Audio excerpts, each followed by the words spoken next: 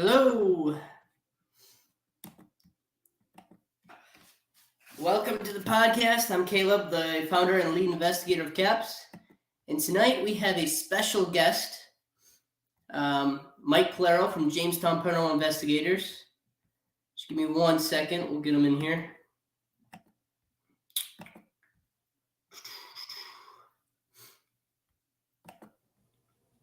Mike, how you doing?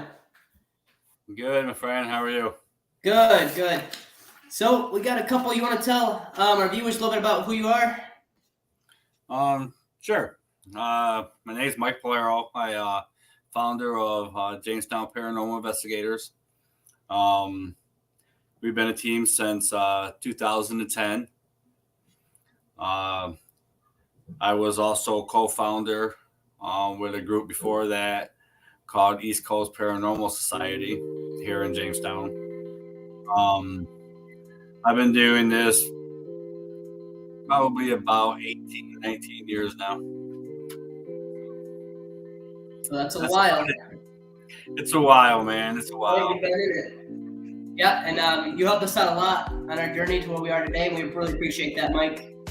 Hey, you're very welcome, man. Anytime that we can help you out or help anybody out, it's great, Yeah, we really appreciate that. Now, we're going to try to wing it tonight because I didn't get any notes written up. All I have here is a little bit of notes on this index card. I've been busy today, so I just got home not too long ago. So a little bit, how'd you get into the paranormal? Like, what was the time when you decided, you know what, I'm gonna start a paranormal team? Years ago. It basically starts out like everybody. You live in a haunted house. Okay? Yeah. That's pretty much why everybody, they get into that. Oh my God, I lived in a haunted house, and so there was some weird stuff going on in my house and stuff. So I asked the landlord one day, and he said it was his uncle, I do believe, that committed suicide in the attic. So I just started researching, getting more into it, and this is where it led me, man. Just sit here, living the dream. Now, is that the house you live in now, or was that a prior home? No, that was a few years ago in a different house. Yeah, that's pretty cool. Yeah, I got it pretty much the same way.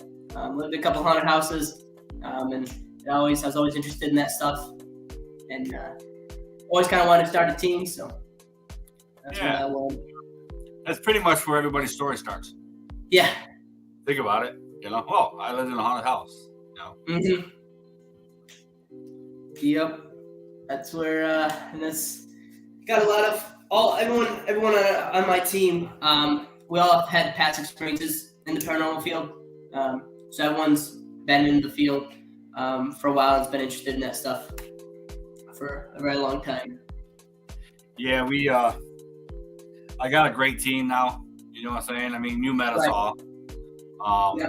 A great team. I'm trying to dim this light so I don't look like I'm a ghost. But it is what it is. So I'm not at my regular spot where I do my podcast, so the lighting is a little different. Yeah, I got this little stupid light right here, man. It's just like, But no, I got a great team. I really appreciate each and every one of them. They work very hard. Yep. And, my hands goes off to them because obviously JPI is not going to be JPI without my team. Right, absolutely. And the same with CAPS. Yep. Right. I'm very thankful for my team. I give them a hard time sometimes, but it comes with the territory, I guess. Yep. And so I had a question. I lost it when we got onto that. So like you said, you've done investigations for a very long time. What are a couple of ones that stand out to you? What are a couple of your favorite investigations you've done? Man, I've done a lot of investigating. We have over 100 cases in our files, Yes. And yes, I do keep a file of everything that we do. We do too. Yep, we have a file of all the investigations we've gone to, history on the places we've gone to, and all that. We keep all that as well. Same thing. Hats off to Hope. She does all that research and all that good stuff. Hats off to her. She does a great job. But back to answering your question, there's a few of them, man. That was, I could say, my favorite. Okay, I don't know about the rest of the team, but my favorites, I think, top number one was a house in Stockton. Really? That was a crazy night. Yeah, it was a crazy night, man. Wow. People think, we're crazy when we tell them the story, but dude, it was just like you had to be there to believe it, Right. There really wasn't a lot of or say a lot of action, only into like there was pennies being dropped from upstairs down the steps and stuff. Really? Wow. Yeah, just pennies, man. Pennies. Wherever the hell they came from, man, Right. And the lady said that she thought it was her kids throwing pennies around. She had no idea. And I says, well, your kids weren't here last night. And, Yeah, wow. And there was, seriously, dude, there was pennies just being dropped from downstairs. And if you be quiet, you can hear the pennies slide off the step and wait for it, and it will drop again. Wow, that's crazy. Dude, it was crazy. I know that a lot of people are going to think, this is like, this is just a made up story, but it's literally true, Right, yeah. It's one of those I things. still have one of the pennies here in my stuff, man. Yeah. So, did you guys ever put like the puzzle together? Do you know where the pennies, like what the story was behind that, or? No, not really. The second night, I can't remember if it was the second night or the first night what we did, but we took 5 pennies and put them in the boys' room and wrote B on the pennies, and then the girls' room G on it, And by the end of the night, them pennies were all over. Wow. And it was just, it's crazy, We Right. caught a couple pennies getting tossed through the air from our cameras. Wow, that's crazy. It was neat. It really was neat. Wow, yeah, that's nice. That's awesome. Now, yeah, I was gonna mention. So your DVR, you're selling your DVR, right? Yeah, we're selling our DVR, man. It's just we're going wireless now. Right. We don't ever need 8 to 10 cameras, no matter where we go. Yeah, we use like 4 or 5. That's all we need. All we use, man. And I got a 16 channel DVR that, dude, it's just not feasible for us to do that. So we cut it all down and only got 4 cameras and DVR system. So yeah, I am selling that. It comes with it's a 16 channel DVR. Comes with 8 cameras, and all the wires that go to the cameras. And I do believe after I go through all the wires, I should have maybe almost 8 full rolls of like 350-foot rolls. Wow. So you got a lot of cable there, man. Yeah, so if anyone's looking for a wired DVR, reach out to Mike or JPI. He's Yeah, offering a pretty good we're price. selling it and getting rid of it. I could keep it, but what would I ever do with it? You know what I'm saying? Right. Make a little money off of it. And he's selling it for a good price too. So if you're looking for wired DVR, reach out to Mike or JPI. Yeah, cool. Appreciate it. Yep. So yeah, we have a team historian. So she does all the research for us. And she brings that to us, and our case manager kind of like finds the cases and all that. And then those two work together and getting the history and the investigations and stuff all set up. And that gets brought back to the rest of the team. We do it just like that. So that works out good. We have a really good historian. She finds out a lot of good history for us. So she does good with that. Yeah, we got Hope. We investigated Hope's grandmother's house years ago. Really? And she just got into it. It was there was 3 of us in the team. And we went to her grandmother's house. Got some pretty good stuff. And then the second time we went there, Hope hung out with us. And it was pretty cool. It was. And then she just got into it, and And here she is, man. She does a great job. Wow, so that's how Hope got in it with you guys? Yeah, pretty much. Yeah, that's how it worked out. And I thank God it worked out. You know, Yeah. I hit her up one day and said, hey, you want to be a part of JPI? You know, and that's where it started. Little fact for our viewers, actually. Back in 2019, I was in contact with you, Mike, from JPI, trying to join your guys' team. And now look where we're at. Right, exactly. The thing with that is I wasn't sure if I wanted to bring anybody in. There was some who was here and there missing, you know. They're out for a little while, you know, and plus we weren't really getting all that busy. So I was just contemplating on, should I bring somebody in? Should we not bring somebody in? And then one day you hit me up and said, I got my own team. I'm like, sweet, man. I'm glad it worked out for you. Plus, well, I really appreciate that. And you know, because the thing is, too, and COVID hit right after I reached out to you guys, so it was tough. You guys were taking some time off too, I think, as well. So we weren't in contact as much. And during that time is when I started to, you know what? I might just start my own team. So I started working on that, and you helped us a lot with that and getting us going. Oh yeah, man, that's cool. Yeah, we investigated with you guys a couple times. Yep. Hey, I'm looking forward again. So if we ever find anything, we're looking for something that we can investigate again together. So, Doug says, do you ever find like a haunted object that might be causing the haunting?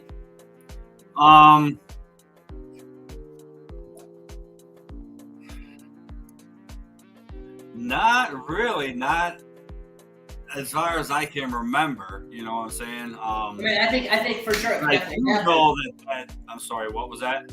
I said I know for sure it could definitely happen for sure, but I've never seen that either.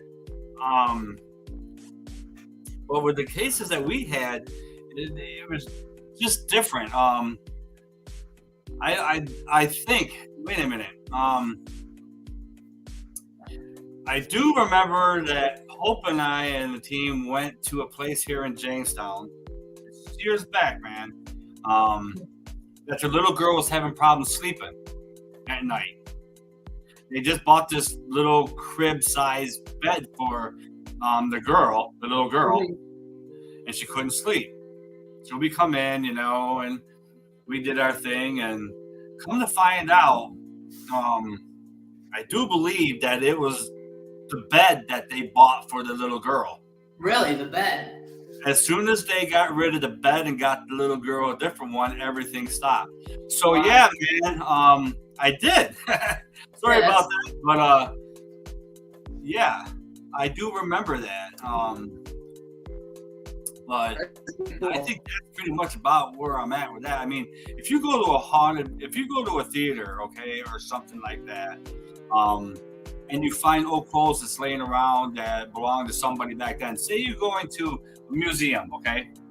Go to the museum, and now you got Civil War outfits that you know damn well that somebody wore them.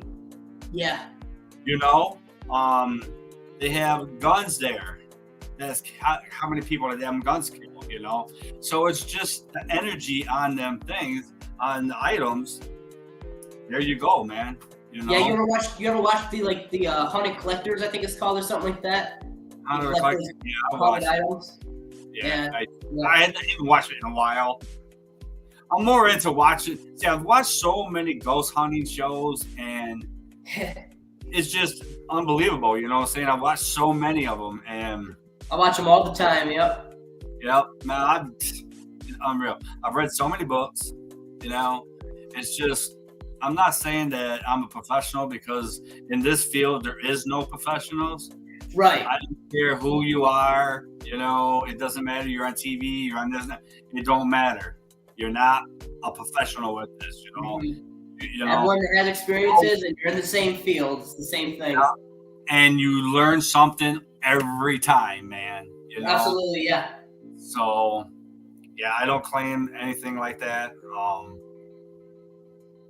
But yep, and then people will ask me, what's the most important piece in your equipment? Okay, I tell them it's me. Right. I'm the most important part of the equipment. I can see, I can smell, I can hear, I can feel. Yeah. You know what I'm saying? I'm I agree. the most important part. Everything else falls in line. So that's just my way of thinking. Yep, Doug agrees with that. Also, Steve says, have you ever seen a shadow or spirit? Oh yeah, absolutely. I have, man. I've seen some shit, man. Nothing demonic like that. As far as I would say, nothing demonic. But yes, definitely, I have seen shadows. I have seen spirits. I have seen I have never seen a full body apparition walk in front of me. Okay, no, I've never seen that. But I have seen a figure walk at a place that we did in Jamestown that you could make out about what color her hair was, and you could see some of the face features of her, but never anything better than that, But right. Yes, I've seen a lot of stuff, man. I've seen a lot of stuff. Yeah, me personally, like on the team, I've never seen. I've seen stuff that could have been a shadow, but on the DVR, when you go back and I watch evidence review, we've caught a couple actually shadows that were like, oh yeah, that's definitely a shadow. And we'd go back, we'd see where all the team is and all that, and look back in times and all the time frames and all that. And, I mean, there's some things where we definitely caught some shadows. Personal experiences outside of the team, I've definitely seen shadows like walk right in front of me. But same thing you said, no full body apparitions, which would be really cool to see. But haven't seen that. I think, like I always say, once I find a full apparition on camera that I see in my own, I'm done, dude. I did my mission. Now I go out to the woods and I start looking for Bigfoot. Whatever, man. I don't know, but we actually want to start a Bigfoot expo, kind of on the side, and we're gonna look for there's a couple members that want to switch over to that are interested in that, but we have a lot of members that aren't interested in that at all. So we'll be building a new team on that part. But yeah, we're gonna start working on that very soon. You know what? That's funny, man, because when Jen and I were going out to Salamanca to do our first filming for our show, we were talking about that. I said, dude, I'm gonna go out Bigfoot hunting, man. Let's go. Let's start it together, Mike. He says paranormal is not just ghosts, dude. It's right. There's tons of stuff. Yeah, there's tons of stuff. Well, dude, I've been thinking about that seriously, man. I've been watching a lot of Bigfoot stuff, man, and it's just like it would be kind of cool. Keep in touch with me, Mike. Maybe we could do something together, set up, or maybe we can start up our own Bigfoot together. I'm down with that, dude. Me too. Yeah, keep in touch with me for that for sure. How do you feel about an obulus? I like those. Doug says. Obulus. It seems like the one that we got. It only works for the one that owns it, man. I can never. I swear to God to you, man. I can't get that thing to work for me to save myself. But as soon as Jen grabs it, she does her magical thing to it. I don't know what she does, man. But cool. It's working. So be honest with you, buddy, I can't even say. I think it's just like the ghost box and all that. It runs through frequencies and stuff like that, It's just like maybe electronic 8-ball, you shake that damn thing up and you see what the answer's going to be, That's what I more or less thought about the obelisk, it's just an electronic 8-ball to me, because I can't get it to work, but it does work for Jen, and we have got some pretty good evidence off that. That's cool. So to answer your question, yes, I do like it when Jen's using it. When Jen's using it. When I'm using it, no, brother, I do not like it. Okay. Steve says, I've seen some shit too, brother, with my son. Yeah, so this year, actually, Steve's actually my dad. We've experienced quite a bit of stuff together. he used to live in a pretty haunted house back a while ago, and we used to have experiences all the time there, all the time. And he used to work third shift at that time, and I was there alone by myself, and that was I had fun. Yeah. I was always interested in that stuff. We used to live in an old farm in Asheville. Mm-hmm. And my mom and dad would leave us, on the weekends, not the weekends, but pretty much like a Saturday. They go out, they do the grocery shopping, they do whatever they wanted to do on that day without us kids. Yeah, there was some weird crap going on in that house too, bro. I took the doorknob off my door because every night something would come up and breathe next to my door. Really? And I figured, what the hell, man? If I take the doorknob off, he can't get in my room. But, it's just, it was just crazy stuff, man. Yeah, that's crazy. House is crazy. We've had some, here's an experience that my dad had actually in that home. So it was 3 o'clock in the morning, the 3 o'clock hour. I'm not sure if you believe in that at all and stuff. And he, there was something, his bedroom was in the upstairs, in the upper level. And he was in there by himself. He was just chilling out in his bedroom. So I wasn't there at the time, but he told me the story. And something walked up the stairs. He heard it walk up, the stairs were right behind his bedroom wall, so you could hear someone walking up and down the stairs. Something walked up the stairs, and you heard a knock 3 times, knocked on the door. So he's like, yo, I'm coming. So he went to go open the door, because there was someone who lived downstairs. It was almost like an apartment building. So then again, it's 3 o'clock in the morning, and you can hear people walk up and down the stairs. He heard someone come walk up, stop, and knock on the door, and that was it.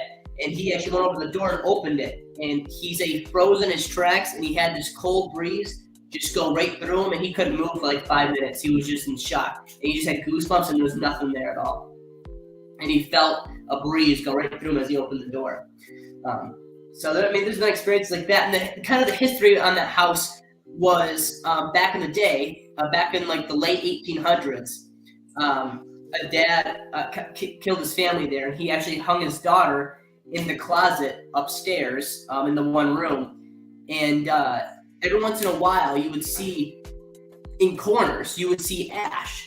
And not cigarette ash or anything like that. It was ash from a fire burning. And you would see just ash, random ash in the corners of the buildings when she was trying to communicate with you or whatever. So it was really cool when you were able to see that and stuff. But we've had a lot of experiences there. But that's one of the ones that my dad had. There's a lot of stuff, man, that happened in that old farmhouse, But, now here we are investigating the stuff that scared the shit out of us when we were younger. Yep. And again, the history of the house was something we got told from other people. But, there was stuff that added up to that. So we don't know how true the whole story was about that, about the history. But, there was things that added up to that, to the story that we got. You'll never know unless we do the research on it. Right. But Doug says, I'm a UFO person. That is paranormal too. Yes, it is, Doug. I watched a couple of them. I was watching Expedition X with Josh Gates. I don't know if I've seen that. Dude, man, that's some crazy stuff, man. And they got Jessica Chobach as a paranormal investigator, and Phil Torres as a scientist. And they go out and they look for these UFOs, and they look for the Bigfoots and the monsters and the ghosts and stuff. So, Doug, man, if you haven't seen that, check that out. They got quite a few things about UFOs, and they've caught some weird stuff on camera from the sky. So if you haven't seen that, that's a pretty good show. I'll check that out myself. That sounds interesting. But I'm interested in doing all that stuff. The Bigfoot, the UFO. I'm interested in all that paranormal stuff. Right. I've been watching that a lot now. But it's they do a lot of that UFO stuff on there, and they do get some stuff, you know what I'm saying? Yep. Steve says, have you ever felt the spirit go through you? I have. That was a story I just told you about. But yeah. Yes, I have. I had that happen to me at the Lenhart. Oh, okay. We're actually trying to get in there at some point. If that's possible. Yeah, you can get in there no more, bro, man. The new owner bought that, and they're redoing the whole thing. And we heard new owners bought it, and that's why we thought we could get a shot. Because we asked a while ago, and it was an absolutely not. And we did that every year. Every single year. Wow. She wanted us there on Halloween night because of vandalisms and stuff, and if they would see people in there, they might not, So we investigated it every Halloween. Wow. And then she came up with an idea. How about if you come in on the springtime and come in the fall and see what different the activity is? So we did that for a while. But yeah, we've investigated the Landhart quite a few times. Wow. But yes, I have. It was in a room. I can't remember exactly what room it was, but there was me. I want to say 2 or 3 other people in there, and I felt it. It came right through the door. I was standing next to the door to the hallway, and I felt something come through, and it went right through me, and I just dropped. I put my hands on my knees, and I was just like, dude, man. Wow. And after watching the video afterwards, you could see this white light that came down and went right into my neck, and then all of a sudden you just see me drop. So that's easy, man. The thing about the white light you were just talking about. So we had at the sanitarium that we were just at a couple weeks ago. You were there as well a couple weeks ago. It's a while. Yeah, the Wildwood Sanitarium. Yeah, that's cool. Yeah, it is. And we were going upstairs to go to bed, and it was late. We're going to the 3rd floor, and we were back on doing evidence review. We were watching it, and sure enough, as soon as we walked up the stairs, something came out of from the stair area, came up around the corner, and dart up the stairs with us. I mean, and it was clear as day. You could see it. And I mean, some things, obviously, the dust and all that, and that's why I'm very hesitant with orbs and all that. But I mean, you could tell just the way this thing moved and the way it just darted right up the stairs right after us. It was pretty cool, actually. That's cool. Yeah. That's cool. I thought about that when you're talking about the light coming in at you. I've been scratched and pushed. It was crazy. Yeah. I've been through it all, man. I've been through a battlefield. It's something I can't even see. I can't even see you, man. Why are you touching me? Yeah, it's crazy. So there's the answer to your question, Steve. He has felt the spirit go through him.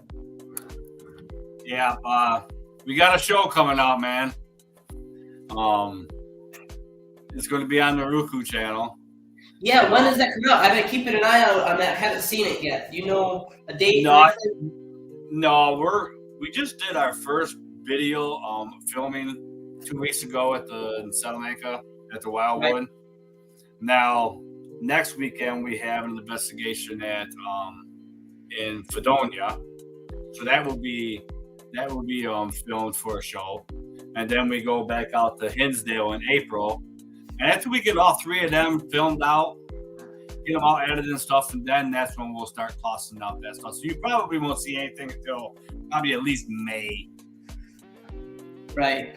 No, we want to get it all done. I still got to do promos for it, and right. But it's working out pretty good. We're hoping that we get a nice group of followers, so we can keep it going, and then we can bring in teams like you all, Yeah, that'd be awesome. Yeah, we're definitely interested in that. We're definitely interested in working together very soon again. We've been looking up stuff too and trying to find investigations stuff. I don't want to do Jen's place right now because it's cold, dude. There's no heat in half of that building. Yeah, that's all right. We can wait on that. But we've been looking for other places too because we're interested in getting back in an investigation with you guys too. But we can wait on Jen's place. Yeah, because I don't want to do it in the cold. We already did that once, dude, and it sucks. Yeah. Spring, summer's coming up, so. Batteries die too cold, Yeah. Yep. It's not healthy to be out there in the cold anyway. That way.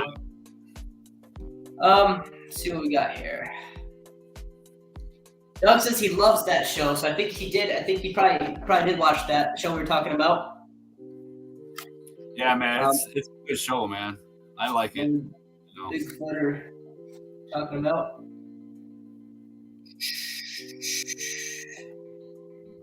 Steve, you can type it up on here, and we'll talk about it. Right. But yeah, go ahead. If you're into watching Bigfoot shows, man, watch Small Town Monsters. Small Town Monsters? I will. Yeah, I'm gonna write that down right now, actually. It's on YouTube. On YouTube? Yeah. Small Town Monsters. Dude, they go all over looking for Bigfoot. Yeah. So I want to talk to you too about the Nick Groff Death Walker. You are in an episode of that, correct? Yes, and Daniel hit me back up and asked me if I wanted to do another reenactment for another part of it, and I told him absolutely. So. That's awesome. So you'll be having another reenactment for that? I'm guessing so, yeah. Awesome. But that was cool though, man. I got hung. I'm cool. Yeah. What? You know what episode that is? It's called The Gallows.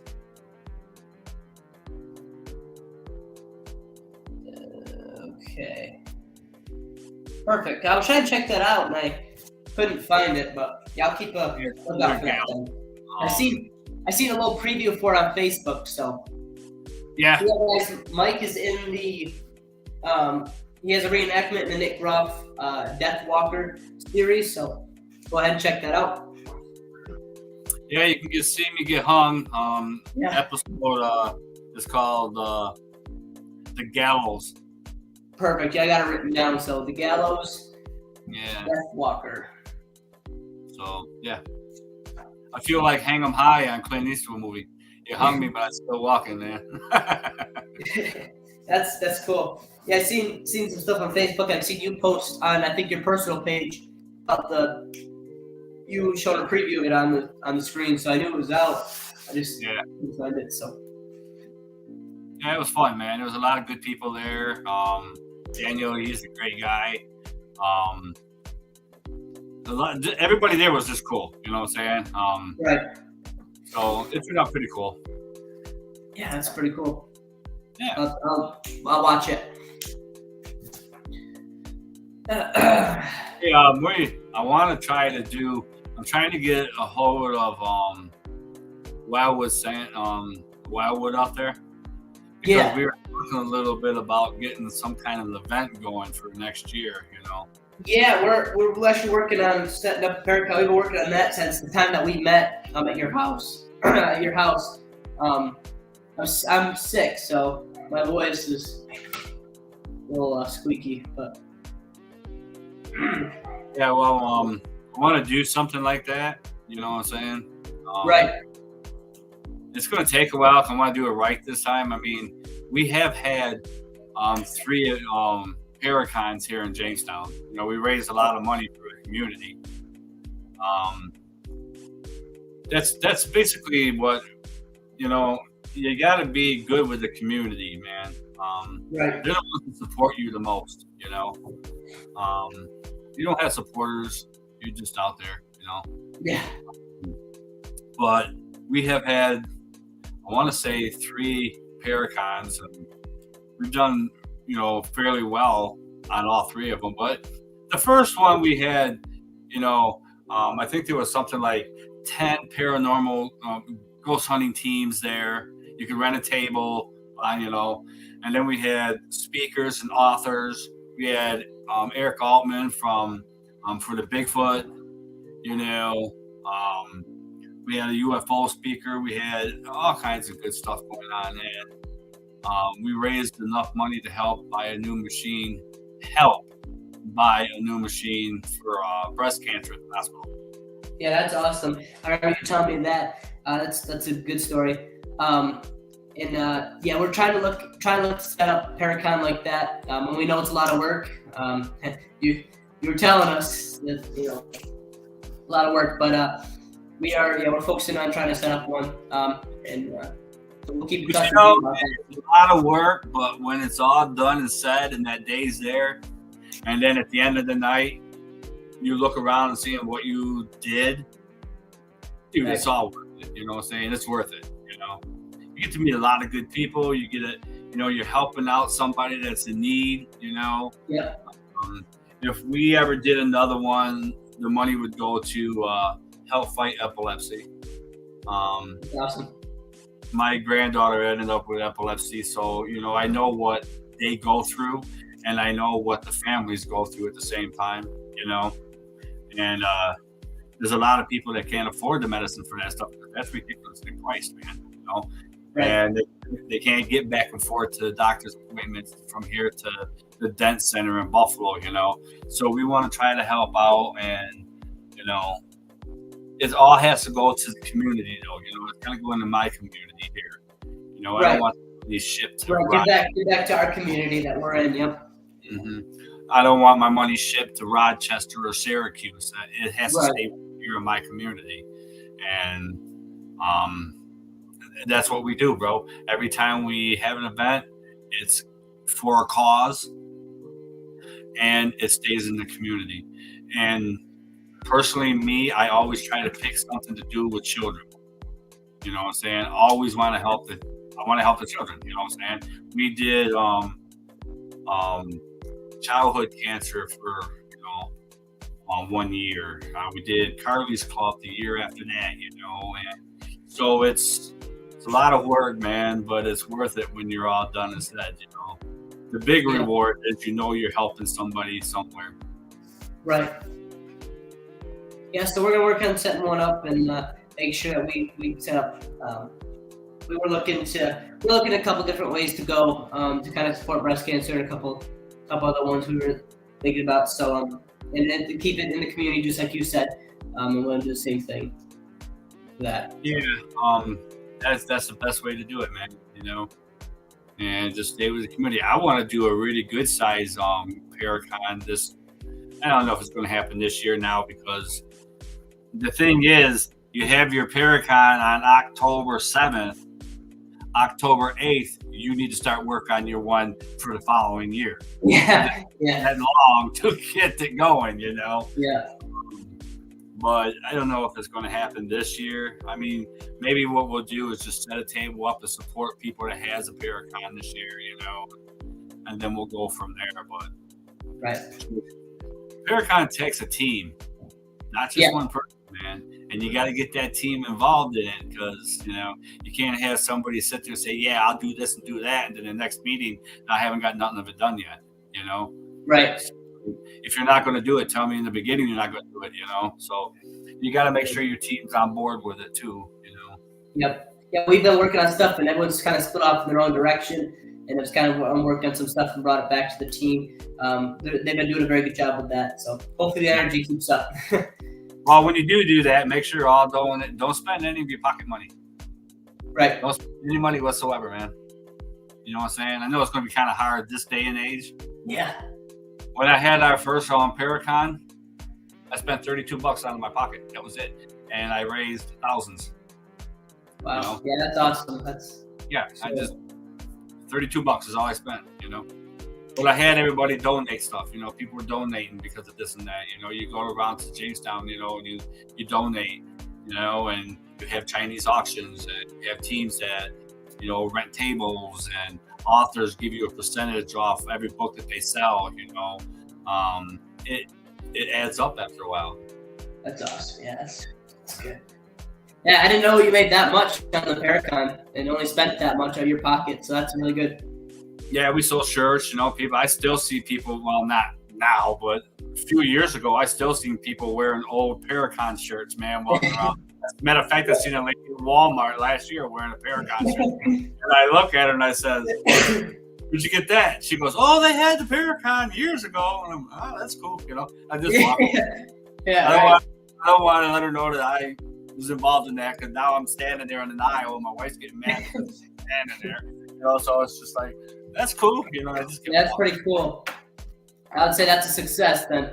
Then only $32 out of your pocket and raise thousands. That's good. And like I said, the best thing about it is it stayed in the community. Mm-hmm. We want to set up some different events. We want to do some Paracons, obviously, and then we were thinking of some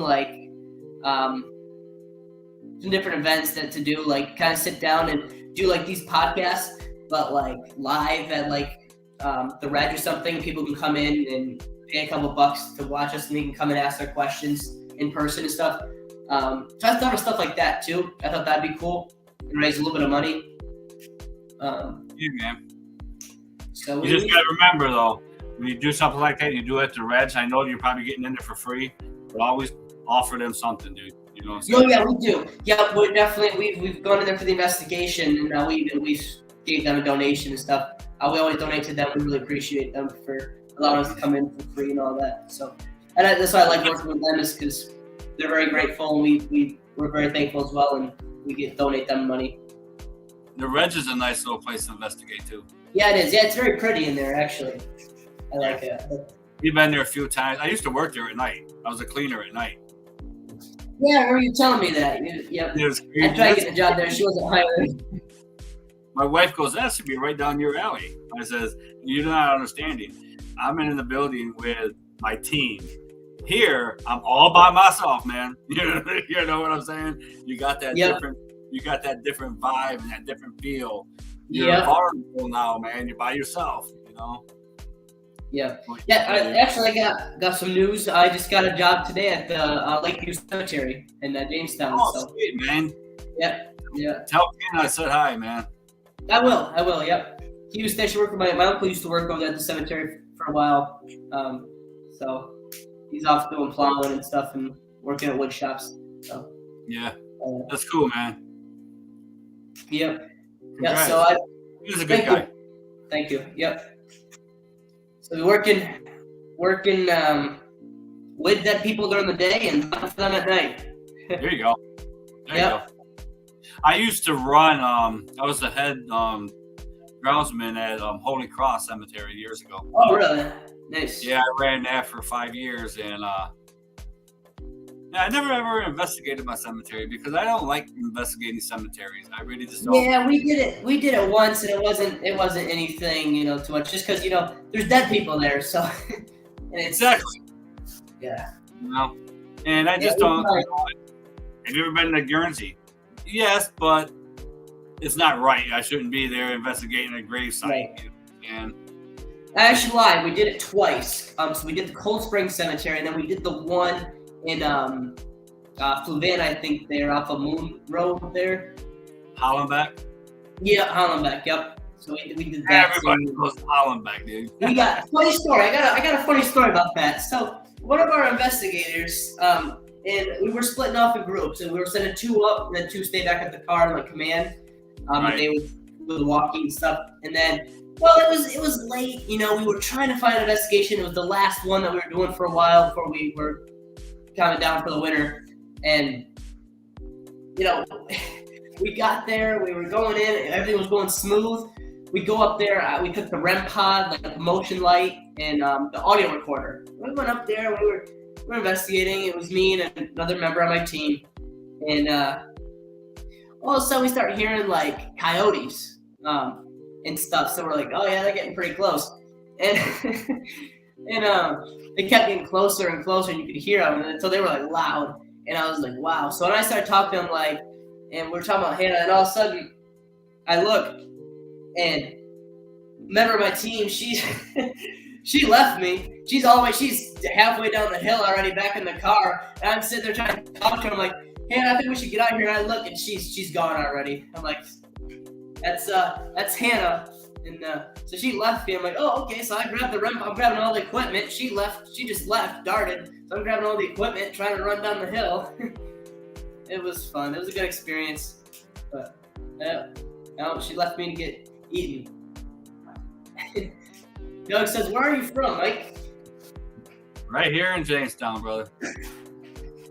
Local investigator. You can find him on Facebook, Jamestown Paranormal Investigators, JPI. He's got a Facebook page. And I just found out today, too, when I went on your page, I did not know you guys have 2.6K followers. That's crazy. Went on there today and seen that. I know, man. I keep track of, obviously they send you notifications of how many people you know. Last month we went up 700%, man. Wow. So yeah, we're ecstatic about it, man. It's cool. You know, It is, yeah, that's pretty like cool. I said, you can't be anything without supporters, man, and they're out there. You know? Absolutely, yep.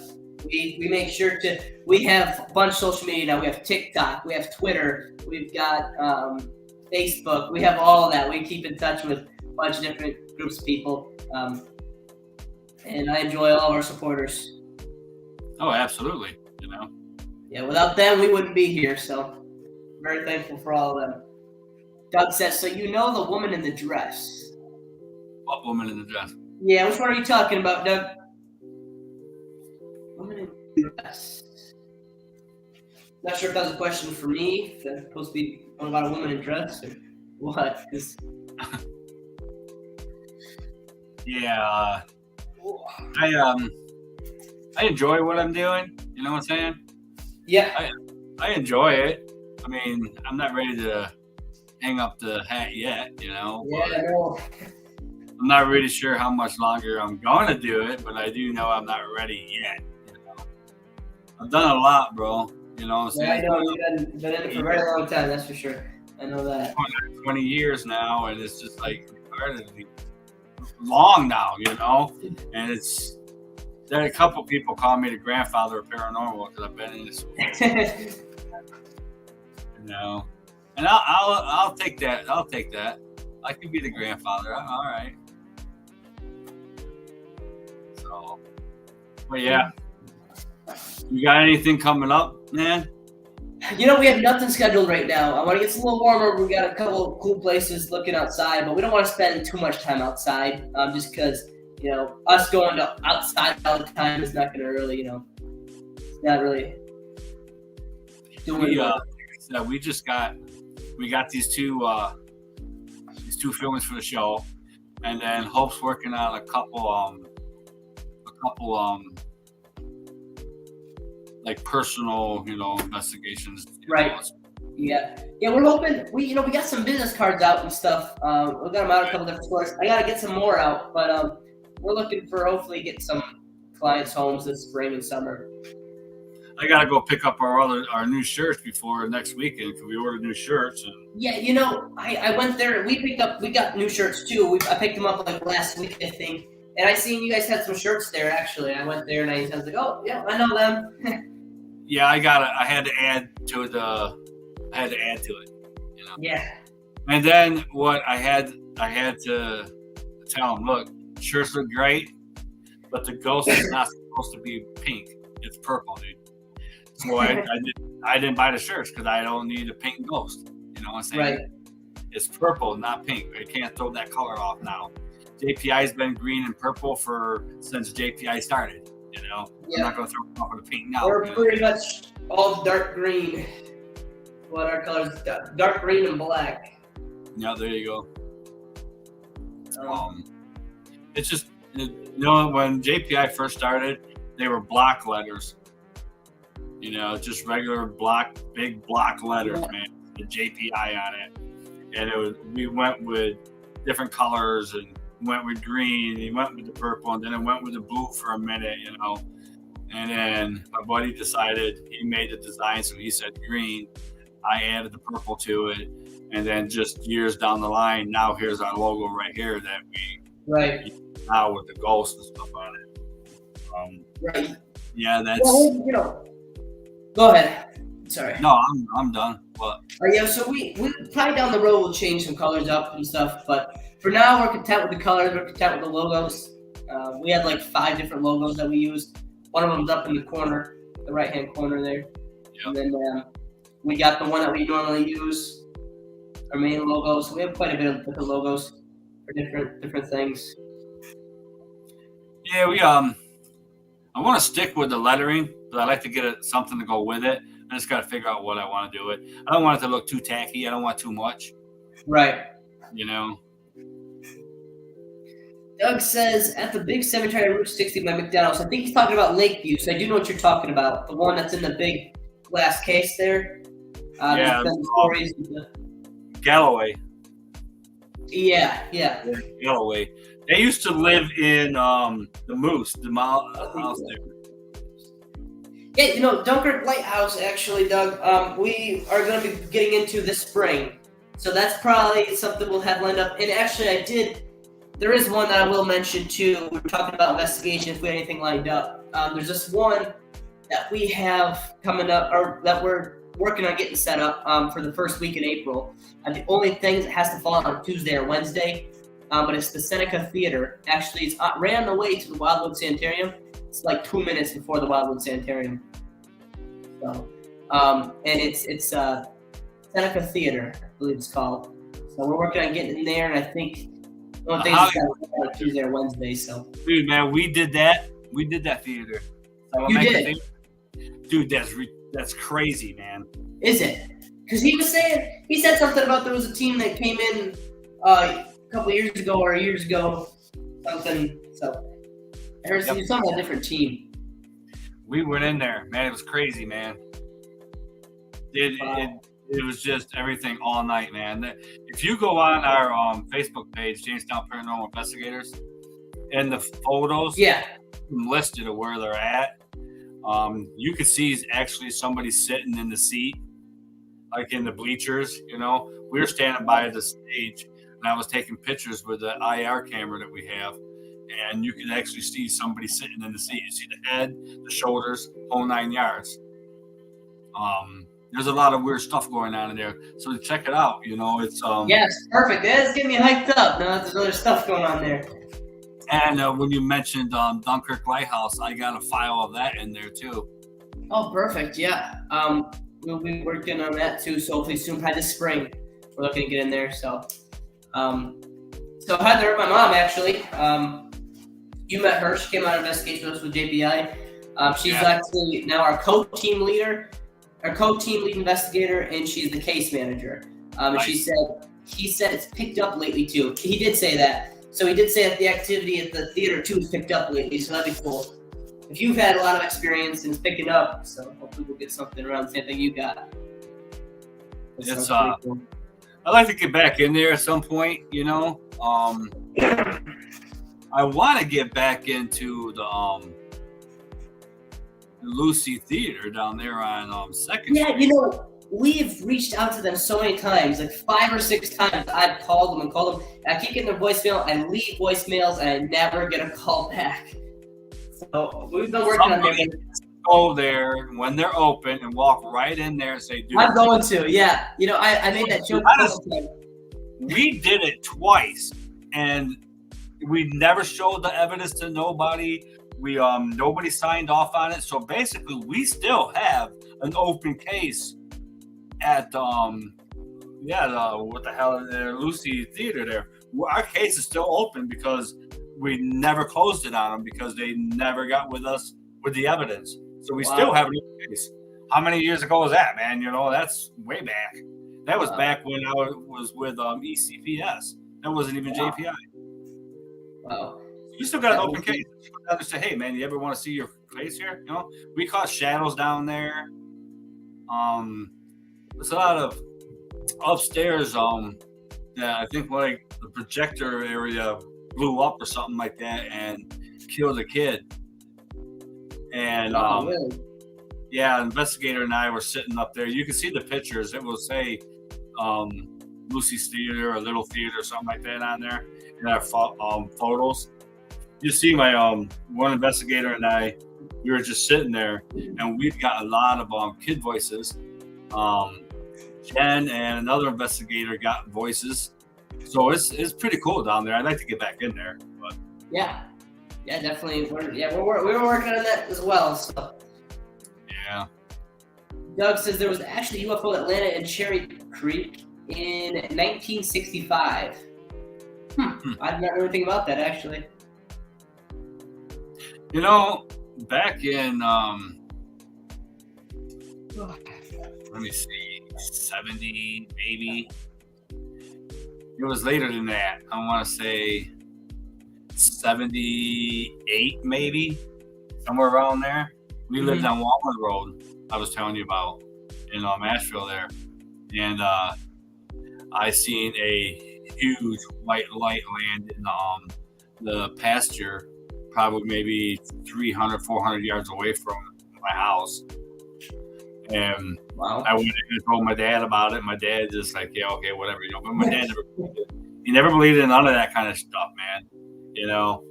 But I did see something out there. It was probably around 78 or something like that. But wow, that's pretty cool. it could have been, I don't know. I wasn't close enough. It could have been a falling star. How do I know what it was? You know what I'm saying? But I did see a light, coming from the sky and into the field. I can't tell you what it was. Yeah, I can never say I want to, but I've never seen anything like that I couldn't explain in the sky. I know there was some. I've seen shooting stars and stuff like that. I used to go out and watch the stars and stuff and see anything in the sky, but never really saw much. Just like last week, I think there was those 2 planets that are real close together. Well, the way they were sitting in the sky for a little bit, probably say for like a half hour or something. I didn't know what it was at first until I found it on Facebook. People were talking about it and the planets. But at first, I was like, I think there's a UFO just hovering over my house.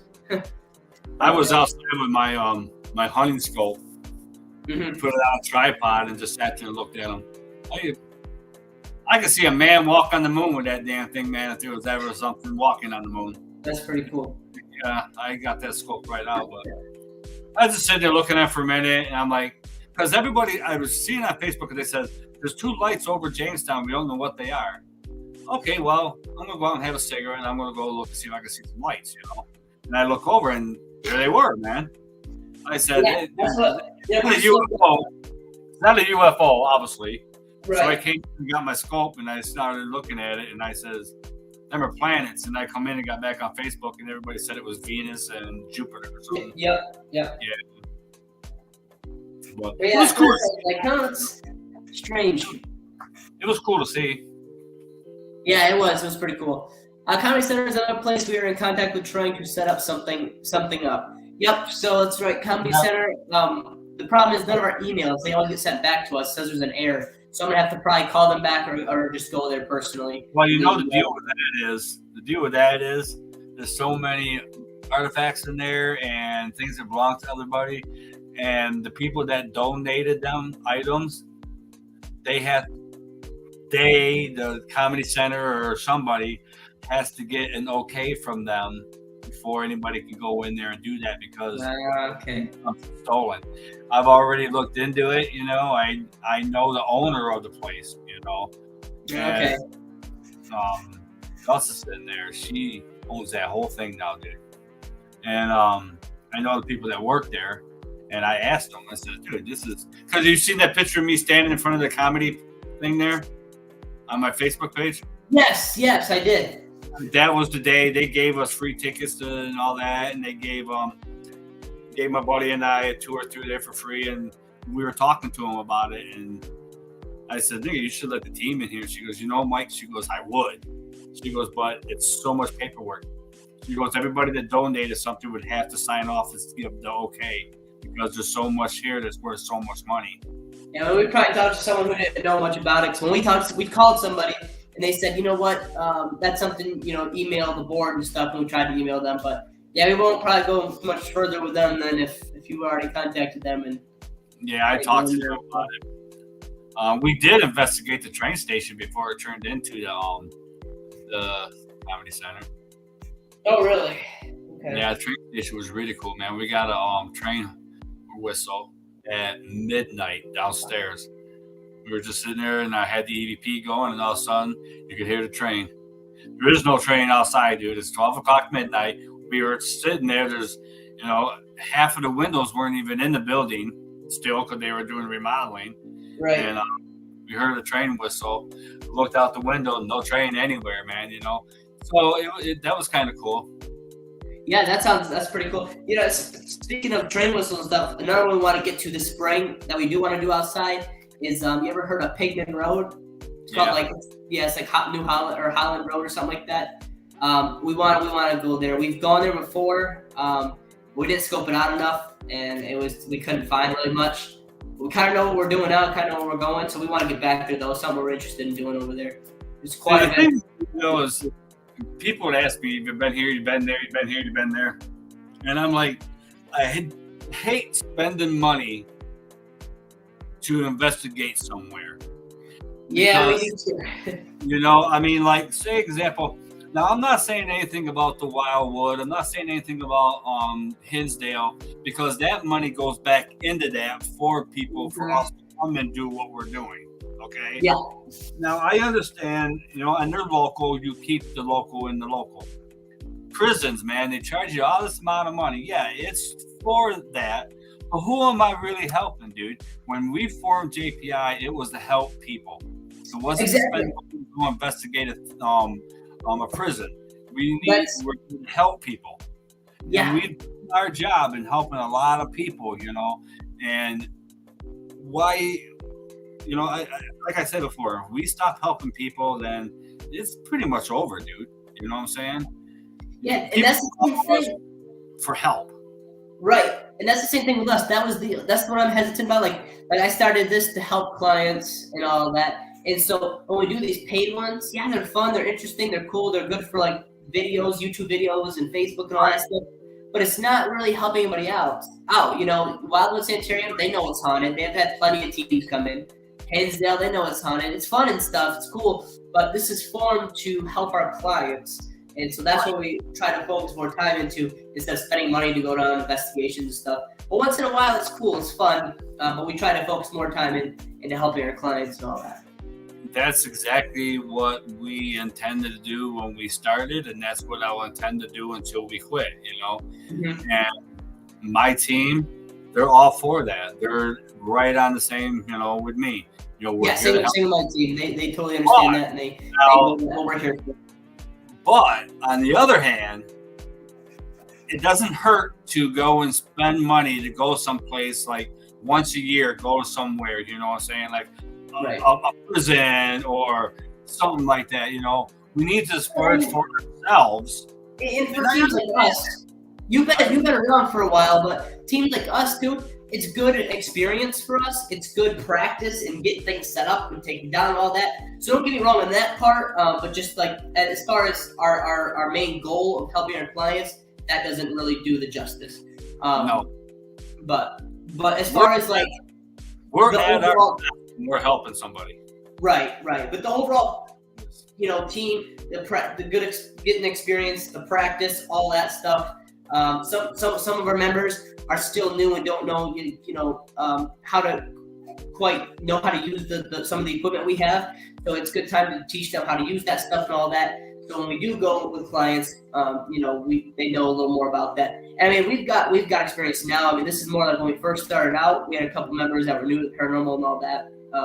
But now we're on a roll now. I mean, we've gotten things figured out. We can set things up, take it down, get it all packed up in the car, and get out of there. But I mean, it took us, you could tell from like the beginning, it took us 2 hours to set up, and we still wouldn't have everything set up. Now we're set up in 25 half hour, and we're down the same and out of there. So we're on a roll now. We know what we're doing. So that's good, man. You know, it's just a tight team makes it all, man.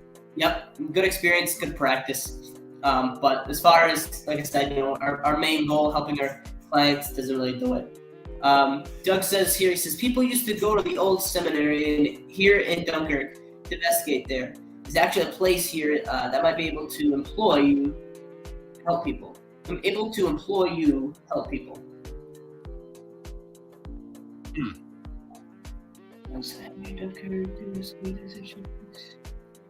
Lilydale would be a good place to look into.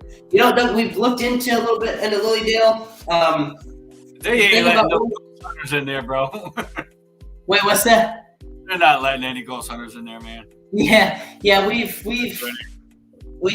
contacted them a couple times. There ain't nothing. I mean, I've gone in there though, personally, to go in there and do some stuff. It's pretty cool in there. But yeah, I get the team in there. Yeah, when the ghost hunters, they know what they're doing. The Taps came here and they did a seminar there. They wouldn't even let the ghost hunters investigate there. So if they're not investigating, then neither are we. Yeah. So speaking of the ghost hunters, why don't you tell our viewers a little bit about you, how you almost got out of the ghost hunters there until COVID hit. When COVID hit. Oh man, about their it was called Ghost Nation. Yeah, with Jason Hawes, Ghost Nation, him and Steve Tango, all of them are on there. I got a message one time that Ghost Nation, they were looking for places to go, and they found us on Facebook. And they checked us out, and they liked what we did and who we were about, I guess. I don't know, And they asked if we would be interested in, having them come in, whatever they do. And I'm like, hell yeah, you know what I'm saying? So we ended up getting a place. We ended up getting Spire. And they were on board. Angelo was on board with it, and so was Ilsa. And they were going to come in. I work at a hotel. I'm a manager, maintenance at hotels and stuff. So I got them to stay at the hotel I work at, and it was going to be, they were going to be here for a whole week. We get to investigate with them. We'd be on the Ghost Nation, and all that good kind of stuff. But COVID hit, and Ghost Nations are no more. Now it's something else. What is it again? It's Ghost Hunters because Grant Wilson, Jason Hawes went their separate ways. That was years ago.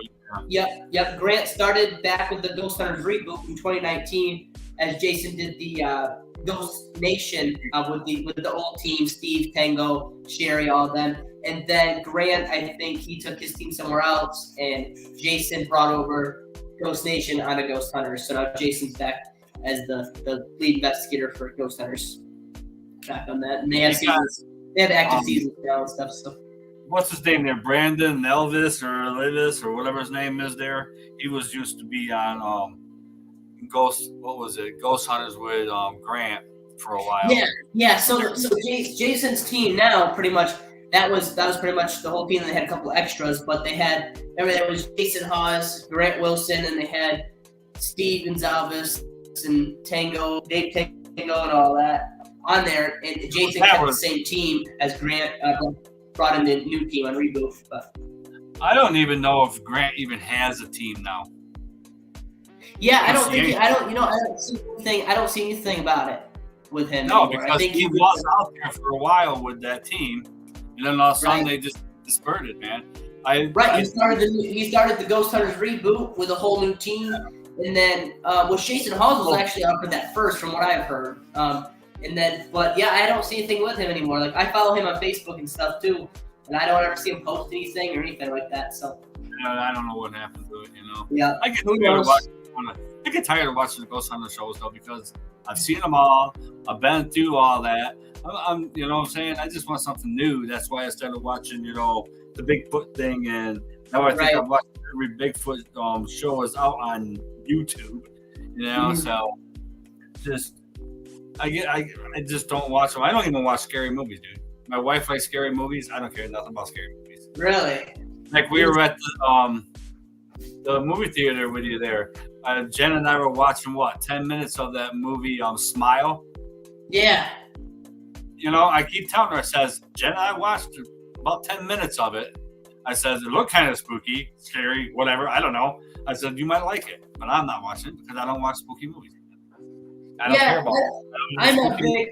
Or I don't like Jason and Michael and all that. I don't care nothing about all that. Oh, Mike, come on! I'm into all that stuff. I like my favorite franchise is the Halloween one, Michael Myers and all that. Don't get me wrong. I love Michael Myers. Michael Myers was the shit back then. Okay. Yeah. And I love Halloween. Halloween that's my favorite holiday. Yeah. But as far as it goes of watching Jason kill people and Michael, I don't care about it. I never cared for nothing like that, man. And spooky movies, they don't bother me. I don't care for them. Yeah, and I enjoy them, but I like documentaries, man. I want to learn. Mm-hmm. I watch documentaries all the time. That's all I watch, man. My mom here, she's a big horror, she likes the horror movies too, so she gave you this little emoji for you, Mike. Yeah, I'm sorry about that, Heather. Doug says, I know Gettysburg is haunted. Have you ever been there? No, I have not been there, but I know a couple people that have. Yeah, I've been there as a vacation. Never investigated there or anything like that, but I've been there on a vacation. It's pretty cool. But see, now sit there and tell my wife, like, let's go on vacation. I can't take her to Gettysburg because I'll be out in the cemetery in the fields investigating, and she'd be in a hotel room by herself. So I can't take her with me, man. She doesn't care nothing about this kind of stuff, She supports me for what I do, but she doesn't want anything to do. I always ask her, I said, you want to go with us tonight? Nope, I'm fine sitting right here watching TV, reading my book. All right. She goes, don't bother them. They're dead. Why do you keep bothering them? I said, I'm not bothering them. I'm talking to them. When you go to a cemetery and you talk to your loved ones, that's exactly what I'm doing. I'm talking to somebody. Yep. Do you pray? I pray. I'm talking to a spirit. I'm talking to the Lord.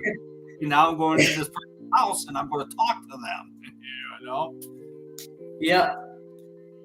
Doug says, if you were to find a haunting in someone's house, what would you do to try to help them out? How do you get rid of the spirits? So I think he's trying to, what's your method in going into clients' homes and helping them out? What we do is, if we do get evidence that it is active, because calling a house haunted, it's, haunted is a pretty strong word, really, and I use, like, you got activity in your home, First thing is, ask the client, do you want to get rid of it? Or is it because some people say they don't want to? They just want to know who they are, why they're here. We've gone to a client's home too. Yeah, we've gone to a client's home too, and they're like, don't get rid of it. I want to know it's here. I just want to make sure that we're, I enjoy it. I enjoy its company and all that. So, I mean, we've gone to places like that too that were like, don't get rid of it. But, I know that, Hope is very spiritual. You know what I'm saying? And she very is. See how I talk? She really is. And he always just walks through and says, if you don't walk with the light of the Lord, you're not welcome, And she always says that, But as far as if somebody comes up and says, yes, I want you to get rid of them, I want you to, we do not do that, okay? JPI, us, we don't do that. But we do have somebody that we can contact, a friend of ours that we can contact, and she will contact the clients. Now, her and the clients, that's their business now. That's got nothing to do with us no more. Right, you help them out to that point. Yeah, so people we can contact too. The most we will do, we do have people we will contact too. The most we will do though is go through the house with Sage, and that's the most we'll do. We're not professionals in any of that. That's that's a different group of people, and we do have contact. We have a whole list of contact information of if something really bad does happen to one of our members or a client's home and it needs to get taken care of, then we will take the next step to get someone who's professional in that to come in and do their job. Right. We never claimed that we can get rid of them, Right. The most we'll do is go through the house with Sage if you want. And that's still with the client's consent. Ghost hunters, not ghost busters. Right. Yeah, we don't we're exterminators. Yeah, we're exterminators, man. Billy the Exterminator. Oh, I watch him on YouTube. Oh man, I love his episodes. He's a crazy boy, man. He's crazy. Yeah. He's got that's pretty cool what he does. Not me though, not me personally. No, I ain't doing none of that dumb stuff. I'm not chasing kids down and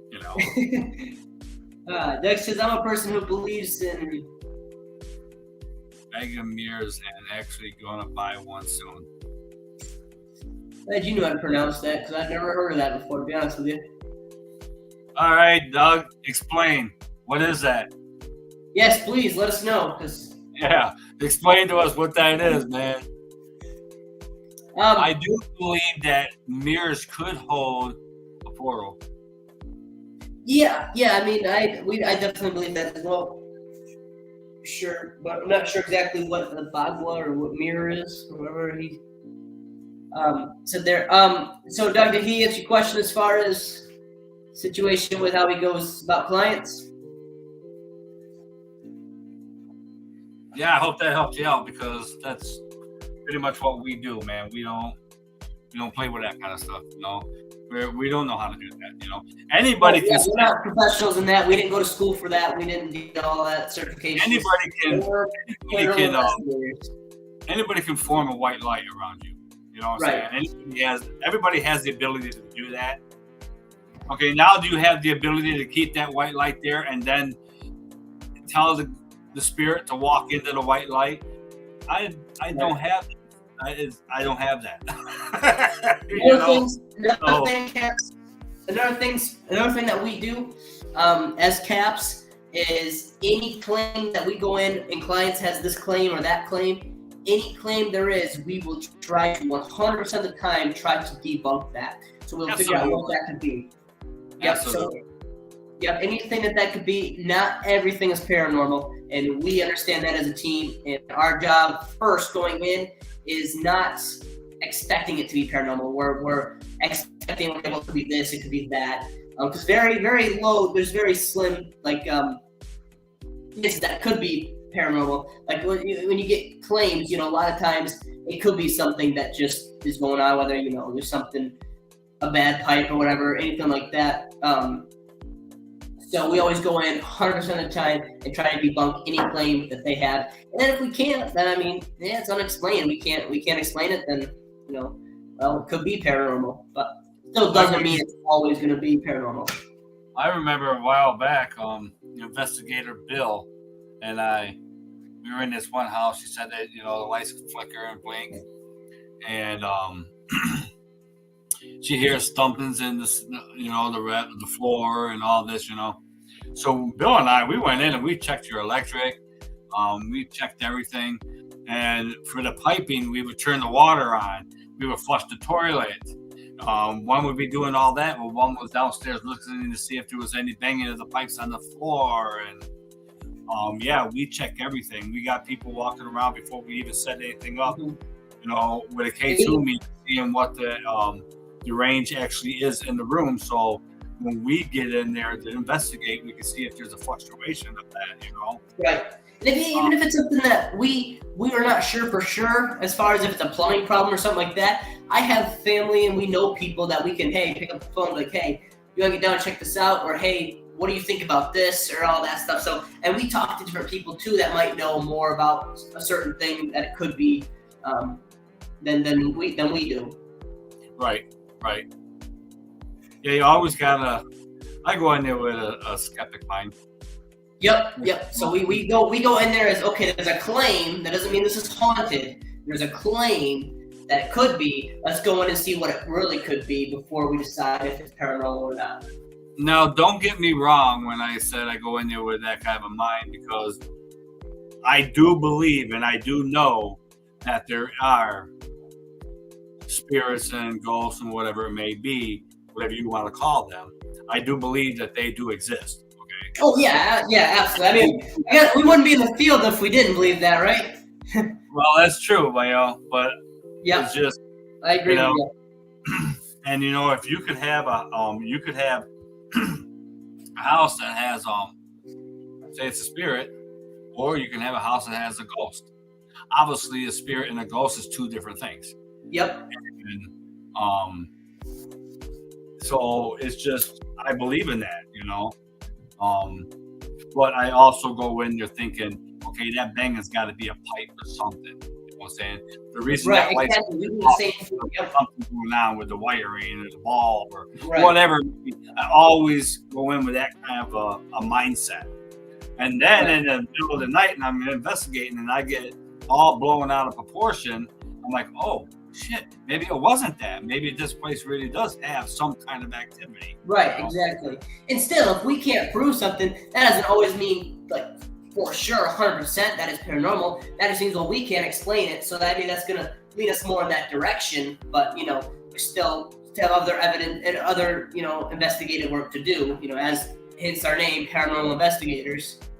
And then when it comes to, like, orbs and stuff like that, dude, don't bring me an orb, man, okay?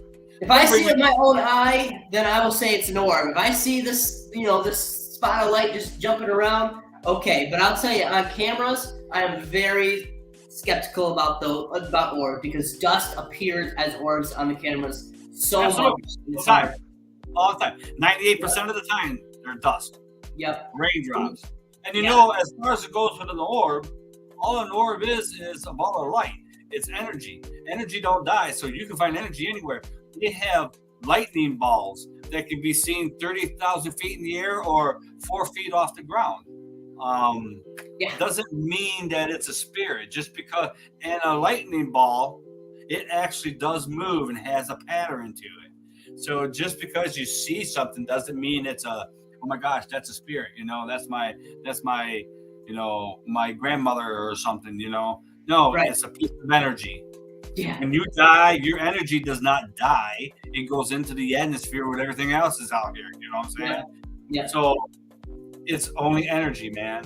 And what's the lightning? Lightning is energy, man. So that's what a lot of people are seeing, and people don't like it when they send me pictures and say, "What do you think about this orb?" I don't know, because I got tagged in a couple photos. Almost anything, man. It could be that, you know. I don't know. Right. Yeah, there's things like that. Like, you know, it's tough, and it's something that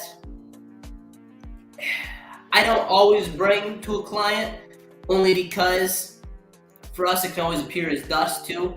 So it's something that could be dust. We're not gonna, you know, always bring that to a client and be like, oh yeah, here we caught an orb. You see that piece of dust there? You know, so that's something. But I mean, shadows and sounds and stuff like that. But I mean, if there's certain things where we can't explain it, like that could be dust, that could be an orb, we'll bring it to them and be like, no, we're not saying this is an orb, but check this out and kind of take it in for yourself and see what you think about this. My team gets mad at me sometimes because I refuse to take that to somebody. You know what I'm saying? Right.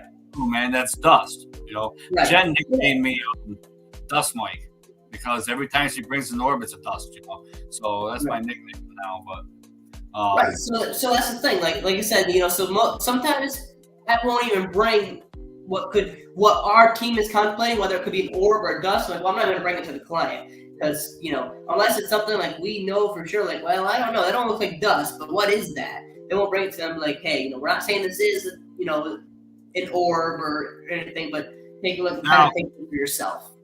Now, we were in a place in Jamestown, and the investigator and I were down in the basement. And again, I had my handheld infrared camera. I had this thing for years, man, and it still works. So I was using that, and down the hallway a ways, it was darker down there, and it goes off to the left into another room. And I was sitting there, I was just looking down the hallway, we're doing an EVP work, and I seen this little light on my camera, just forming a little light, and you can see it moving. It seemed like it was getting closer. Then I look over out of the camera's lens and look with my eyes, and dude, I could see that little blue light with my eyes, and I still can see it on the camera. And that's what I would call, that very well could be an orb. Yep. Same thing I said earlier. If I see it with my own eye and it's okay, then we're talking. But you know, until then, that's, you know, like you said, 99% of the time, that's dust. You know, well, I do believe Thomas was with me at the time. We named a buddy. He was with me at the time, and I think he's seen that too. I said, "You see that?" And he goes, "Yeah, I do see it." You know, and we watched that little blue light until it disappeared. You know, yeah. Got it on camera too, so it was kind of cool. You know, Canadian, the Canada Paranormal Investigators, or whatever they are from Canada. I was watching them on an episode of a podcast of Wasp with Scott Morton, and he was talking a little bit about how his team was saying that oh my gosh, there's this orb. So he took a pillow into an investigation. He took it into the room. You know, the team was watching on the DVR, and he smacked the pillow and came back, and you should have seen the amount of orbs that there were. And it was just a bunch of dust that just was flying around, and yeah, so, and I thought that was pretty cool. Funny because we did one of our very first, I think it might have been even our second investigation we did. It was in Fredonia or Dunkirk or something like that. And we were setting cameras up, and it was down in the basement. It was all dirt floor, you know, and I'm setting the camera up and all this kind of good stuff, you know, and go back upstairs and all this dust is flying around, you know, and it was just, you have to know what you're looking for. I mean, it's just obviously you can tell what dust is. Yeah. But at first we looked at it. I'm like, dude, are you seeing that? And then it comes to think that's only dust. But yeah, it's just I don't take an orb to a client. I just don't. It's just like I said before. It's just energy, man. Right. Like I said, very rarely we'll do that as well. If your backyard and get an orb, if you're lucky enough, doesn't mean your backyard's haunted. It just means you got bare energy out there. Mm-hmm. So a convex mirror on the back door and a concave mirror on the front, and the spiritual being just passes through the mirror and bypasses your house. Huh. They are mirrors that have spiritual influence writing on the outside of the mirror that tell the spirits beings to leave the house. Okay. All right. I've never heard of that before. Yeah, I never heard of that either, but never heard that before. I think if you want your spirit to leave, you just tell them you gotta leave. Take over your house, dude. Yeah, like, hey, you gotta go. It's not yours no more. Right, here's the door. Come on out. Tell them you gotta go. But and then it just the EVPs. I like listening to the EVPs because I want to be the first to hear what somebody had to say that was not there when I was talking to them. You know what I'm saying? It's just right. I like listening to EVPs too, but yeah, it's because it's pretty cool what your client thinks it is and what you think it is. So it's pretty cool. You guys match them together, and it's like, yeah, that's what we thought too. So that's pretty cool. I try not to tell them what I hear until they listen to it a couple times. Yeah, exactly. That's what I'm saying. Yep. So they listen to it, and then and then they make out what it is. Like, yeah, that's what we're hearing too. So yeah, that's pretty cool. And then when it does match, that's even cooler. I can't say a lot about this case, okay? But I was going through some of my old footage from a year or two ago, just going through it again. Because you don't know what you're going to find if you only watch it once. Mm-hmm. You can't watch it once. Put it back for a while and then go back to it and watch it again and see what you see, So I was watching this video, and one of our investigators, you might know this story already, but him and I were in a room,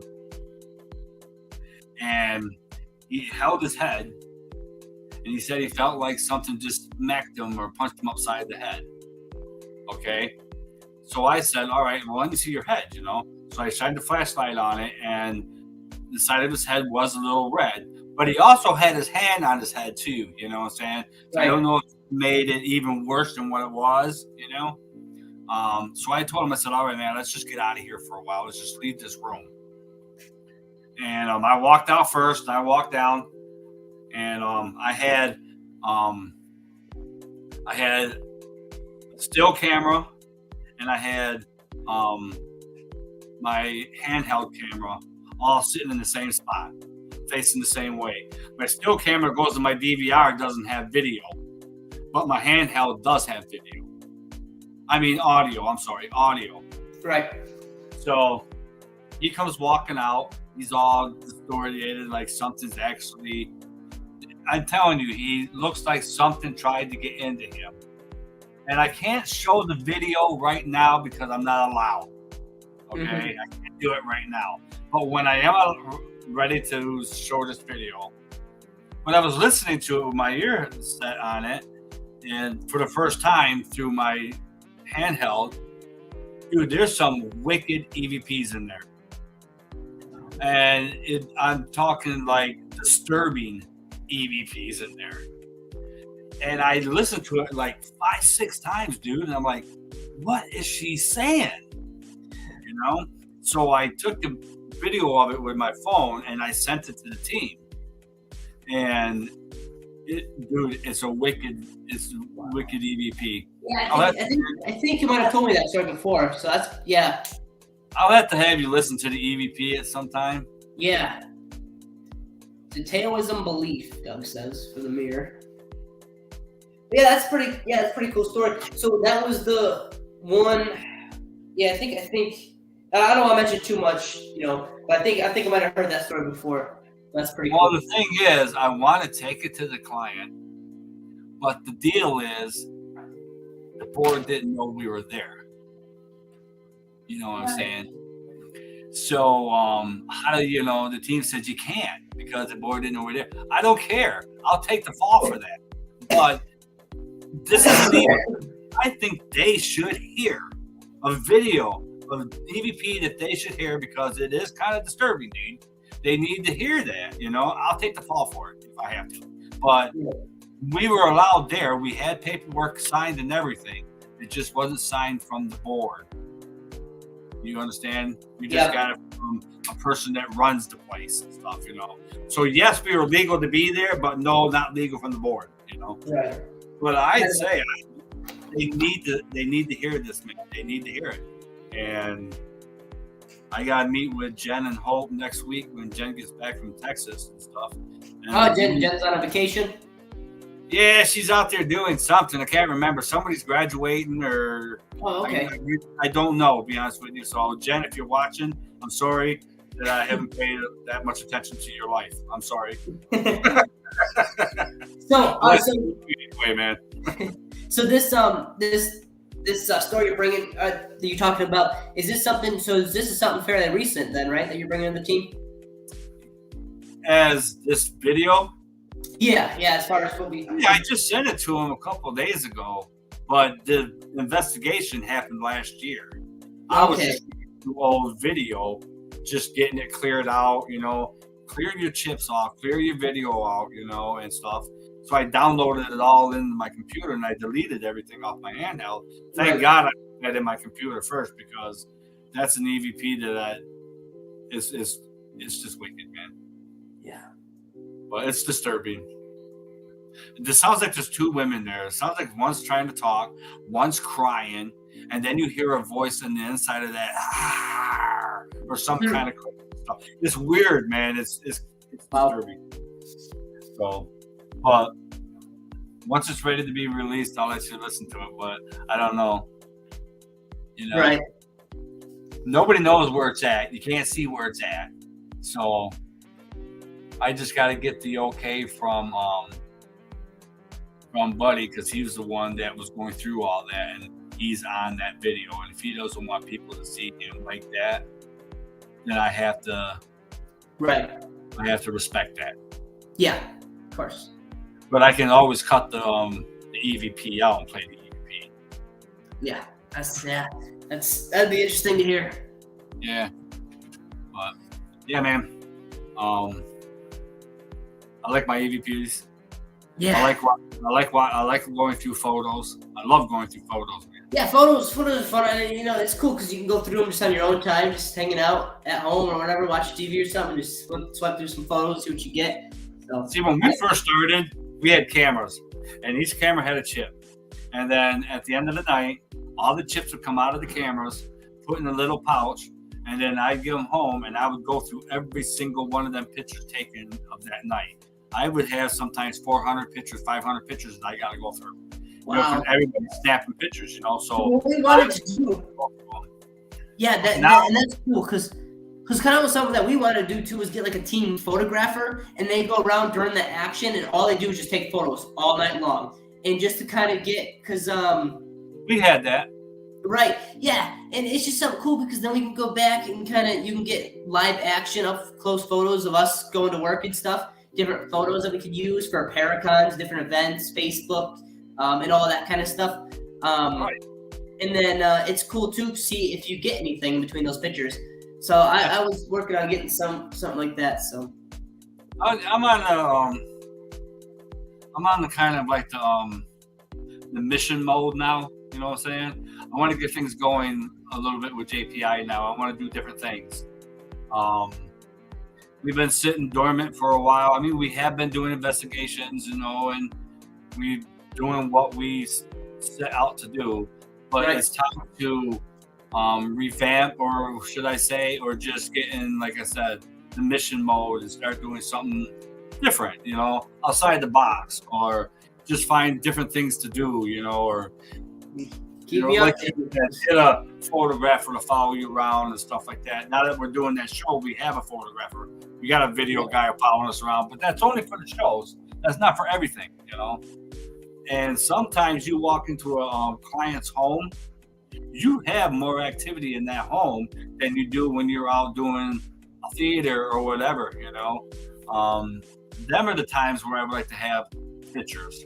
People just walking around snapping shots, Nowadays, we use our phone for everything. We use our phone for taking pictures. We use our phone on absolutely, yeah. And I encourage the members. Hey, when you're out, snap a couple photos here and there. Afterwards, send them all back into the group, and we can all go through them together and see if anyone sees anything. So everyone can kind of go through them, and I'll go through them personally and stuff.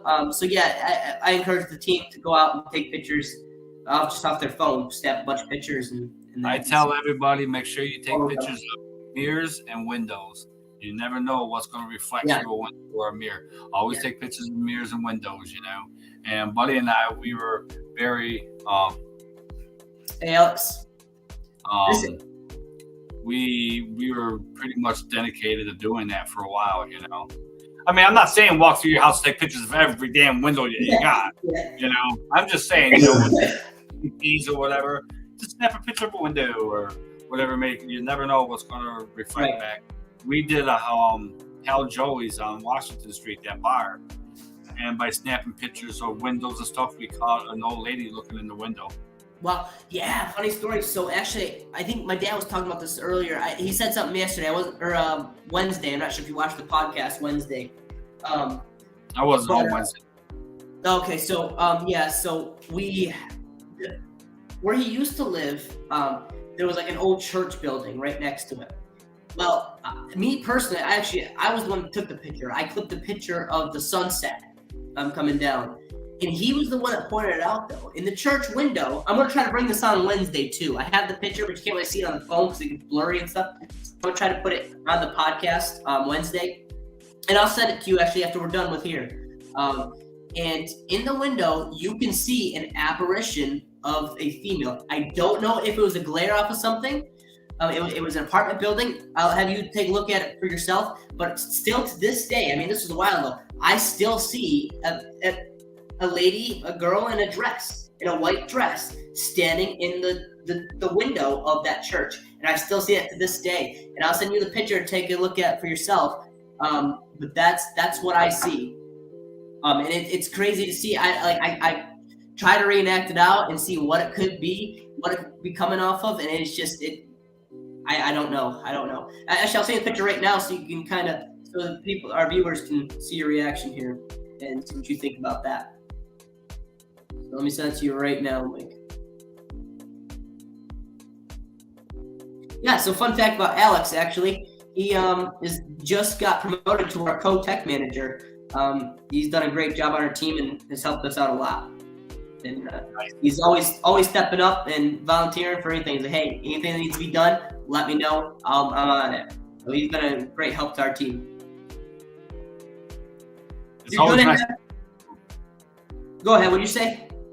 I said it's always nice to have helpful people. Yep.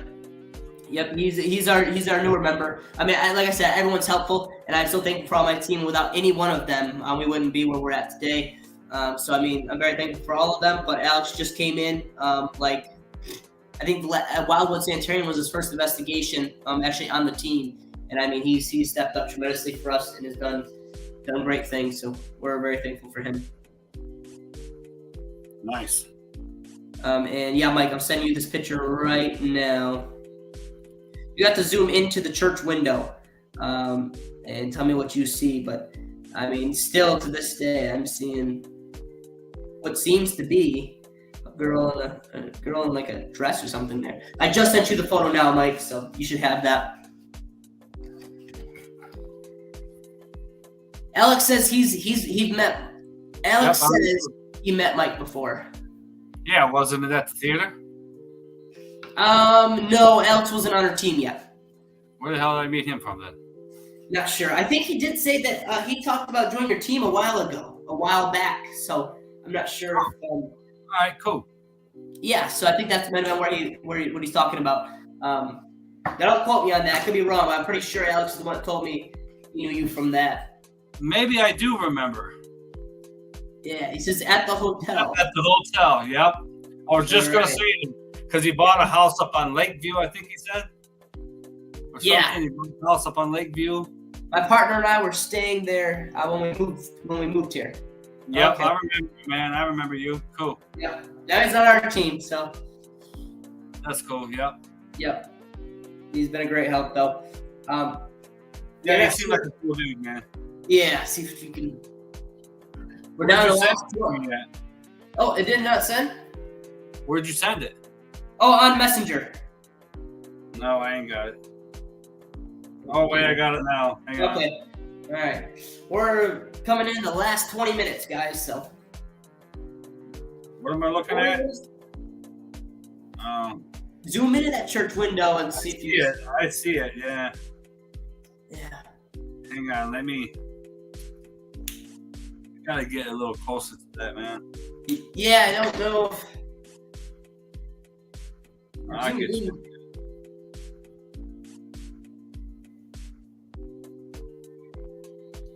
I do see that. Yeah, I feel like the picture was better before. I don't know if I have a different picture of it or not. But there's definitely looks to be something in there. I mean, no one's in there. It was, weekday, that one car parked in the parking lot there. It was an apartment building, and a couple people from the apartment complex parked in that church parking lot. So that's not even like anybody in the church. The only guy that was ever in there during the week was the owner. He'd go in there not much, but you would know when he went in there because he drove a big truck. So I don't know, man. I'm looking at it. Yeah, I mean, we've gone. There's been experiences at that church, but I mean, like I said, there's been. It looks like somebody, like a woman or something, could be holding like a flower bouquet or something. Yes, you know what? Actually, my dad has said that. That's what my dad said he sees, and that's pretty cool. Yeah, I saw a female apparition there with like a white dress on or something, holding something. But yeah, they said a flower bouquet or something like that. Before, so I think it was really cool, and I guess they had experiences there with something, and I forgot someone said a story, something that added up with a female. So I thought that was really cool, though. And we went down there right after we noticed that in the picture. I mean, it was a while ago after the picture was taken, and we went right down and we tried to reenact anything we could, and there was just wasn't. Yeah, I don't know, bro. And we went to make sure there wasn't anything hanging like on a chair. I mean, it looks like that, but. What did you say? I said it does look like that. Yeah, and we went down there to see if there was something like a coat hanging up on a chair or something like that. Anything that could have been. There was nothing in that window area like that, so that's why we're like, wow. What's behind you when you're taking the picture? Behind me, I think it was just in the living room of my father's house. I don't think. Look at that. Yeah. Oh, you can see it on here. Okay. So I'm not sure if you guys can see that. Yeah. That is the picture that we are talking about in the church window. That's pretty cool. Post the picture in our group chat. I will right now, actually. Picture was just posted in the group chat. Take a look at that. It's in the group chat, Alex. All right, man. I think we covered a lot of stuff tonight. Yeah, we did. I appreciate you coming on tonight. I had a lot of fun. Hope you did as well. Yeah, man. It was fun, man. We'll have to do it again. Yeah, for sure. We'll be really interested in that. Again, guys, whoever is on still watching, you can go find Mike Pollaro. You can go find Jamestown Paranormal Investigators on Facebook, JPI. They have a page as well. And also, watch that Nick Groff episode, Death Walker, that Mike is in. He had a reenactment, The Gallows, as the episode name. So watch that, Nick Groff, Death Walker. So when is this going to be, you going to have this all done now? For the podcast? Yeah. So we can wrap it up about any time now. I mean, like you said, we covered a lot. And whenever you're ready to hop off, you can. We appreciate you coming on, Mike. And keep in touch with me about the Bigfoot stuff. Oh yeah, dude. Like I said, I was talking to Jen about it, and she goes, "Hey, I'll be the first to investigate in the dark with you in the woods." She goes, "But I'm going to be a seasonal Bigfoot hunter, not in the winter." Yeah. So I'm like, all right. It looks like a shadow of a car tire. But I will, man, because I've been thinking about it every day. Not just be full bull Bigfoot hunter. Just like to go out some night and just play around, see what you can find, see what you can do. Yeah. Yeah, I kind of want to start. I kind of want to start a team on the side and do that as well. But we'll see. Well, they got that Bigfoot convention in Mayville every year. Yeah. When is that? Is that like the summertime or? Yeah. And then they claim that they seen Bigfoot in Mayville, so the guy drives around with a sign on his truck that said, "I seen Bigfoot." Yes, I've seen that truck. Yep. So yeah, man, my cousins and them lived in Sherman years ago, and they claim that they've seen white Yetis out there. So. Wow. Like, okay, whatever. I was only 10 years old. I believed everything back then. I was 10 years old, man. Yeah, there's a white monster in the woods. Stay out of the woods. Okay, I won't go in there then. We're going in. Now we go in. So, yeah, man, I'll keep you updated on that. And sounds good. Yeah, man, if you need anything, I'm only a message away. So we'll do. Thank you. We really appreciate that and everything you've done for us. Yeah, man, no problem. Yeah. Appreciate you having me on. Of course, yeah. Thank you for coming on. Yeah, man, no problem. Always. So I'll keep you updated on what goes on, and I'll get a hold of you in a couple of weeks about that. Perfect. Thing there, and then I'll get a hold of you about these cables that I'm going through too. So perfect. Yes, thank you. Again, anyone who's watching is looking to buy a DVR, Mike's selling one for a pretty good cost, in really good shape. He's just getting rid of the wired one. They went wireless. So if anyone's looking for a wired DVR, reach out to Mike or JPI. Doug, you're welcome. Thank you for tuning in and supporting us. Thank you, Doug. If you haven't yet, you'll find Jamestown Paranormal Investigators on Facebook. All right, brother. Yep. Thank you, Mike. Have a good night and keep in touch with me. Yes, sir. Have a great one. Yep. You too. Bye-bye. Bye. All right. We're going to probably wrap things up here as well. Thank you, everyone, for watching and tuning in to another episode. I think it was a really good episode. Having Mike on was great. Hopefully we get some more guests on soon. I hope everyone enjoyed the show. If you didn't watch it all, go back and watch it from the beginning. We appreciate all the support. Remember to like, subscribe, and share this as much as you can. Go find us on YouTube, Facebook, Twitter, Instagram, TikTok. We're on all of that. Usually under an easy name, CAPS, Chaco Area Paranormal Society. We appreciate all the support, and thank you guys, and we'll see you Wednesday night. All right, thank you.